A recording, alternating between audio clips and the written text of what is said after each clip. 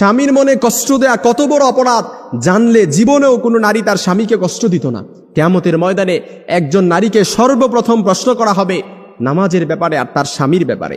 আম্মা জান আয়েশা রাদিয়াল্লাহু তাআলা আনহা বলেন, ইয়া মাশারান নিসা, হে নারী সম্প্রদায়, লাউ তাআলামনা হাক্কা আজওয়াজিকুন্না আলাইকুন্না, তোমরা যদি জানতে তোমাদের কতটা দায়িত্ব স্বামীদের উপর, লাজালাতিল মারআতু মিনকুন্না তামসাহুল গুবার আন কাদামাইহি যাওজিহা বিখাদ্দি ওয়াজহিহা, অর্থাৎ স্বামীর উপর যে কতটা দায়িত্ব তোমরা যদি স্বামীদের গুরুত্ব বুঝতে পারতে তাহলে তোমাদের গাল দিয়ে স্বামীর পায়ের ধুলা মুছে দিতে।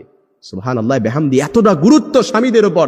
এজন্য যে স্ত্রী তার স্বামীকে কষ্ট দেয়, যে নারী তার স্বামীকে কষ্ট দেয়, এটা যে কত বড় অপরাধ।